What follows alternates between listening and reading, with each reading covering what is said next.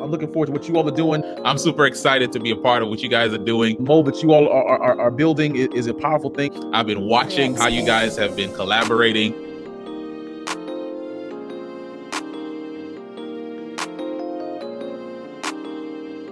And I just want to applaud you. I'm watching you guys. I'm learning from you. I'm admiring you. So thank you for having me on. Hey, this is Seth Yolorda. Yo, what's going on? This is Pastor Noah Weinstein. This is Pastor Tina Kerger. I'm Pastor Sean Moss. This is Pastor JD. This is Pastor Kimberly Mann. What's up, everybody? Pierre Quinn here, and you are watching Recharge. Recharge. Recharge. Recharge. Recharge. Recharge. Recharge. Recharge. Recharge. Recharge. Recharge. Recharge. Recharge. You are watching Recharge Worship.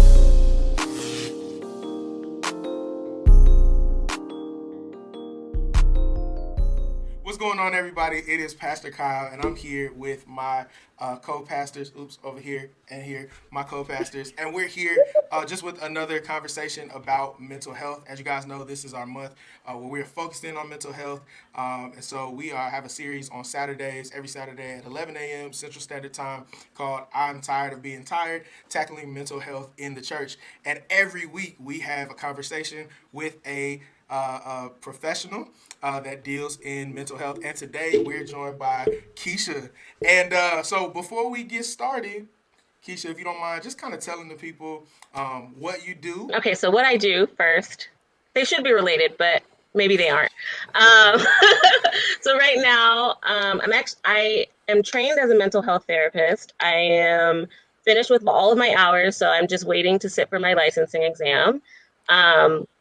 And I'm actually not seeing clients right now. I'm actually working as a dean of students at a performing arts college where I was a counselor, and then I got promoted to the dean of students, which is pretty cool. But it's nice to have like a little break from seeing clientele, especially during this time when it's just like super heavy. But yeah, so I'm a therapist, and hopefully when I am able to get licensed, I'll be able to do more community work. I know a lot of mental health therapists like to go into private practice. That's not exactly a desire of mine, but I do want to be able to create like different wellness programs centered around different things, whether it's mostly the arts. I love creative arts, whether it's dancing, drawing, painting, singing, poetry. I like to be able to incorporate those sorts of things into a therapeutic and healing environment. And so I see myself going down that arena versus, private practice, one-on-one sessions that last, years. Cool. So we're here to talk about an aspect of mental health. And so today our focus is a healthy sense of self. So we just want to start off if you could just tell us just what is a healthy sense of self. A healthy sense of self, as good of a thing that is, it's kind of going to be based on person by person. So what's healthy for me is going to be different for what's healthy for somebody else. I like to talk about mental health in a way that is similar to physical health. So if my doctor tells me that, eating certain foods is not going to be good for me, then I can't tell that another person that, you can't eat those foods because it's not good for you. I have to do what's going to fit for my body, going to make me feel good. And some people struggle with boundaries. And so making sure that you have appropriate boundaries with people is going to be key to knowing who you are, because I think a healthy sense of self starts with being able to identify who you are. What you do, what you like, what you don't like, and building from there. So once you've set the boundaries that are appropriate for you, being able to communicate those boundaries, communicate the things you like and dislike, and then also adding things to your life that make you feel good, and being able to say no to the things that don't make you feel good or don't challenge you in a positive way. So yeah, I think those are like the basic rules to maybe having a healthy sense of self, is being able to identify who you are and set those boundaries with others while you're adding things that are good for you and stepping away from things that aren't positive for you. I really appreciate how you told us, that what may be healthy for somebody else is not necessarily healthy for yourself. And I think that's the first time that I've actually heard, a mental health practitioner say that. So thank Oh, you you're for welcome. that. That was very liberating. And I think the question that I just would have now is, so what would you recommend a person doing in order to discover, what works for them and what doesn't work for them, or potentially what boundaries would be good or what doesn't necessarily need boundaries? What would you recommend for them to do as they're trying to discover what that would look like for themselves? Yeah. Well, you know what? It is going to be a discovery process. I think one thing to consider is just time. I think we live in such a fast-paced society that we forget that these things take time. Adjusting to one simple change in our life can take up to 6 months to actually like, oh, okay, now it's a habit, now it's formed, sort of thing. Because challenges happen, and so we can't expect.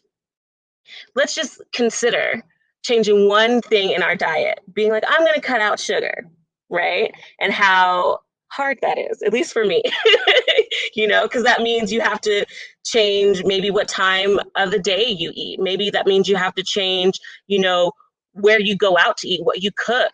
Maybe that means it changes like how you hang out with your friends. So that one thing can be associated with so many different things in your life that it's like, yeah, changing one thing can take a long time to adjust to. So when you're talking about what can I do to start, developing this healthier sense of self, what can I recommend? Taking time, trying things out. Don't beat yourself up because it didn't work. It's okay that it didn't work. You're giving yourself, you're learning more about yourself in this process. Even if it's something you don't continue doing, you're like, oh, that's something new. And you can take that and appreciate it for what it is. You don't have to turn it into something else. And so really taking that time to be with yourself, to take notice of what's happening like within yourself, within your mind when you're doing different things. It just takes time, I think, is such a huge factor that we want to breeze over. We want like an Instagram post that tells us, you're good, go out there, live your life, YOLO. And it's like, well, no, yes, but also like, take your time. There's so many things externally happening around us. Uh, Death, love, changes constantly happening. And who we are, as much as that can change and evolve throughout our life, it's where we come to be able to be settled. And so if you're settling yourself in what everybody else wants, you're gonna just go crazy. So when you're able to say like, okay, this is me, this is who I want to be, this is the path that I want to take or that I'm guided on, um, you have a base of where you can come back to. It's not so much like I have to stay here, but when craziness happens in the world, and it does, you have something to be like, whew, this is me, this is where I'm at, this is where I can come back to, this is my safe place. And you can kind of like rebuild. It's your foundation, it's your starting point. And it's like I said, like if you're basing who you are on what your mom and dad want or what your friends think is cool or what you know everybody in society says, then you're just gonna, it's tough. It's a really hard, it's hard being a people pleaser. And so, being able to be more settled in who you are, it's just a relief. I'm just trying to help you guys feel better. Young adults is like such a great age because I think so many things happen during this time of our lives where we're like independent, but not really, sort of thing. And that's perfect because if you look at it, no man is an island, right? So we can start there. We're born into a relationship. We're born out of a relation that happened. So going from there, what helps define you is what's around you. And that kind of like may sound weird or counter to what I said earlier, as far as like, you can't please everybody. But at the same time, it helps us know. It's kind of like the saying, or like if you see somebody that burns themselves, you're not going to do the same thing that they did, right? So it's like you learn by example. So being able to see who's around you and see how they are reflected in who you are and what you do is a part of finding who you are. And then going back to that idea of a base, you don't have to take who they are and apply everything to who you are. You can just take parts that fit well, that you say, like, yeah, this works for me. This makes me feel like I can think clearly. This makes me feel like I can make good decisions. Then that is a part that I would say continue to grow and develop. You can branch out from there or you don't have to. But it's all about, you know, seeing what's around you, seeing how you feel around the things that you're constantly around, and then being able to feel secure within yourself to branch out from there. I think can help, that person who's trying to figure out who they are. We are constantly changing. Earlier, I was talking about, what I eat may not be good for somebody else, but what I eat when I'm younger isn't going to be good for me when I'm older, right? So there's some for myself, I literally cannot digest meat anymore. Like anytime I eat meat, I get sick. And that's not something that happened when I was younger. And it makes me sad that I crave like a steak once in a while and I'm like, can't do it. But yeah, we constantly change. So who I was at the beginning of this month is going to be different from who I am at the end of the month. And that's how rapidly we can change. So it's good. I think that should make people feel good because it should say that nobody always knows what's going on. But being open to change, being open to self-discovery in different moments of our life is so important.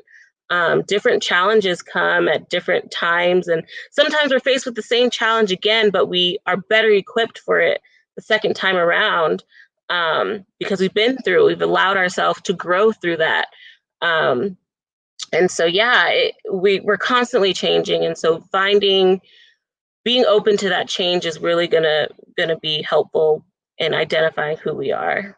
I think a little earlier I was just talking about, all right, I had mentioned certain questions like, what do you like? What don't you like? What are some things that make you feel good that you feel like you can think clearly? What are things that are going on in your life that you're like, oh, wow, this feels good?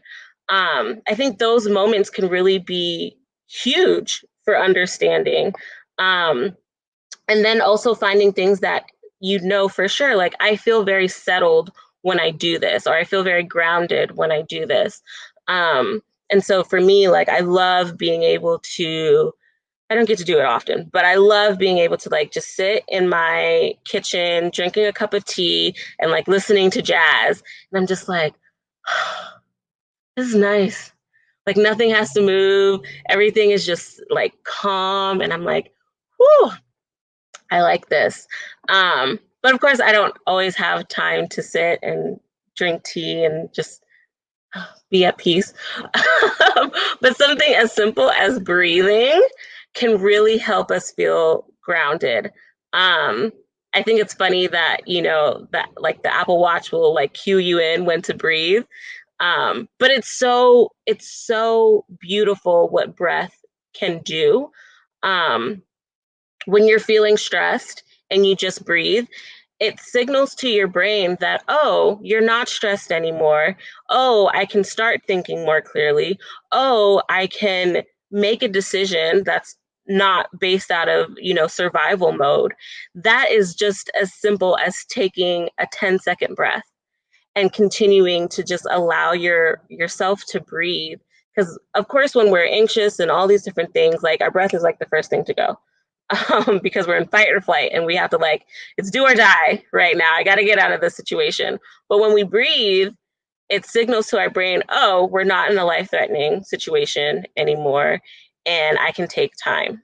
And so something as simple as, taking some deep breaths, whether you're lying down or you're sitting, it's always best to have your feet on the ground, as close to the ground as you can get, I think it's also nice.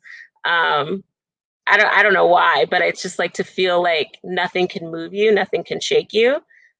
So if you can imagine that as well, I think that can really, help you feel more settled into the moment. Um, and a key thing about having a healthy sense of self, and kind of touching on this throughout, but I'm just going to maybe state it more clearly now, is that a healthy sense of self is in the moment. Because there's so many changes going on, being now and not worrying about what happened or what's going to happen, can really just like change how you evaluate yourself in the world currently going on around you. So when you take those moments to ground yourself, when you take those moments to really breathe, you are, I hate to use the word like channeling yourself, but you are being more in tune with who you are in that moment. And in that time, you can start thinking about like, what am I feeling? What's going on? What are my reactions to the things going on? How do I want to react to the things going on?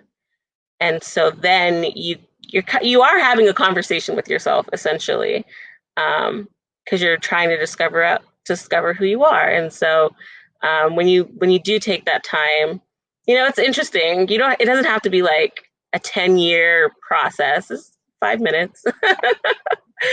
And you can get just a better idea. Even as a young adult and moving away from home, people struggle with this idea of like, oh, my parents wanted this from me, or this is how I was to this was what my role was in my family.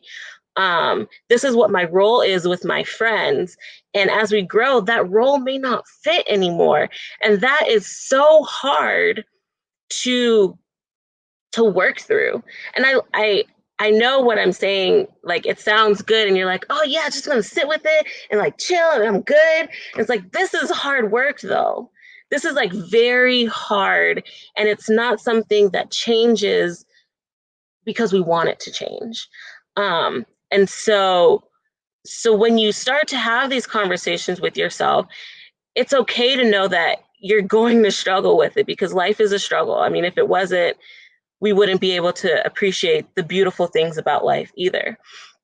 And so when we're able to really reflect and just take that time, I think it does help. But our environment is so like is so strong. Like it's like the force is strong. Like the environment is strong. Where we grow up and where we relate, that's how we learn to relate to others, is the environment we were brought up in. And so to ask somebody to change that or to think about what that is, it's like, it's just how it was. That's tradition. That's the way things are. We're not really taught to question our traditions. We're just taught to accept it. And so even asking the question of why do I do this is it's not going to give you an easy answer. I love just everything in the moment that we're currently in our discussion. Can you just speak to the fact of creating a healthy support system for you? Because I know we're talking about healthy sense of self, but also in discovery of who you are, you will also, I think, discover who you need around you. And sometimes we limit ourselves because we put toxic people in our lives and we don't know how to remove them. Can you just speak to that just for a little bit? Ooh, well, yeah. So communication is going to be so important. And not just our interpersonal communication with others, but our communication within ourselves. Because you're right, there are toxic people to us. Not maybe I hate to say that people are toxic, even though there are bad people in the world. I don't like to say that. But I think if we can say like this relationship is toxic, it maybe feels less personal and maybe easier to remove yourself from, or maybe have the conversation of how to make the relationship not toxic anymore. I don't know. But I do think that communication is going to be so important. I know it's really hard if you are struggling to feel like there is somebody who is supportive of you. And if you are at that point, if you do feel like there's no one around you that can support you, then I would suggest seeking professional support, because having someone that you can talk to, especially someone who isn't biased, who isn't going to judge you for what you're going to say or what you're thinking, um, helps you to realize that you're not crazy, helps you to realize that, oh, I'm not the only person that struggles with this, and helps you to see more clearly the environment that you're in. And so I think, if you can't find that one friend or that family member that is going to sit with you in your emotions, I think that's going to be a key in noticing, like, can this person just sit with me as I'm going through this, not feeling like I have to change because they're uncomfortable with what I'm saying, or not feeling like I can't say something, but that they're just going to sit with me and let me know that I'm okay in this space. I think that could be a good indicator. I think that's hard as well, because we don't want to like throw all of our stuff on other people. But if you can say to your person, like, hey, I just need you to sit with me as I talk about this, and that person of course has a choice of saying yes or no, but if they say yes, then I'd say that's your starting point. If you don't feel like you have that person, then I would definitely suggest seeking professional support, because it's so crazy. I was watching, yesterday was National Mental Health Day. And I had posted this thing on Facebook like years ago about this guy who attempted to commit suicide. And he jumped off the Golden Gate Bridge. And they say only 1% of people who jump actually survive. And so he was talking about how, as soon as he jumped, the first thing he thought of was, oh no, I don't want to do this. And then he was talking with his dad about it later, and his dad was like, I just feel so guilty that I wasn't there for you. I feel so bad that I didn't know, you know? And then the guy who tried to commit suicide was like, I felt guilty that I put this on him. So we don't know what somebody else is going through, right? And so being able to talk with one another helps to, bring those connections closer. And it's also just, we're more connected than we think we are. And so being able to recognize that, yeah, sometimes it's our depression, sometimes it's our anxiety, sometimes it's our slew of mental health things getting in the way of us really feeling like we're connecting to others. But once we're able to communicate and push through that and see that it's that and that's not me, then I think you can really start to move through. I'm going to keep just saying thank you, right? Because like this is just really great stuff for us to hear coming from a professional, in the mental health world, especially considering, that we have a whole lot of people who want to pretend like they got the degrees.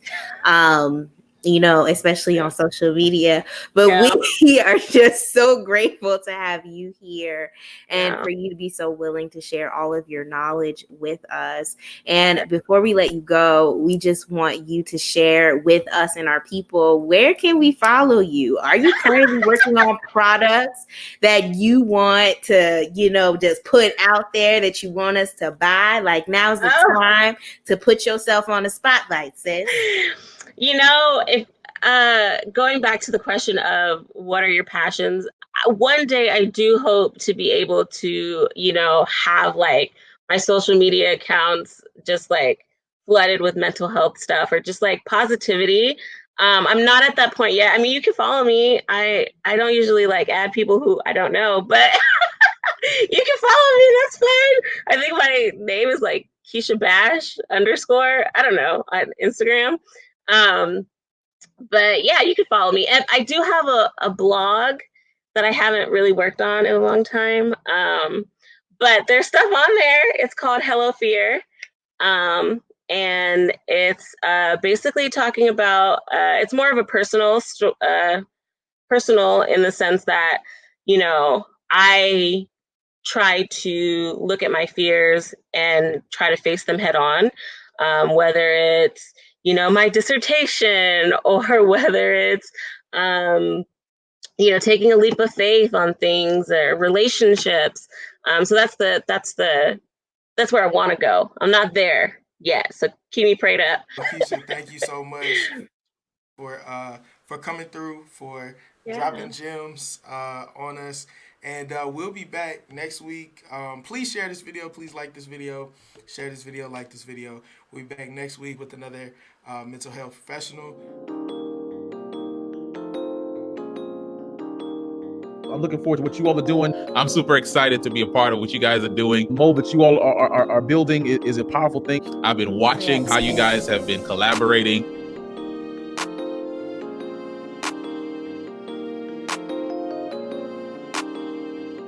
And I just want to applaud you. I'm watching you guys. I'm learning from you. I'm admiring you. So thank you for having me on. Hey, this is Seth, your Lord. Yo, what's going on? This is Pastor Noah Weinstein. This is Pastor Tina Kerger. I'm Pastor Sean Moss. This is Pastor JD. This is Pastor Kimberly Man. What's up, everybody? Pierre Quinn here, and you are watching Recharge. Recharge. Recharge. Recharge. Recharge. Recharge. Recharge. Recharge. Recharge. Recharge. Recharge. Recharge. Recharge. You are watching Recharge Worship.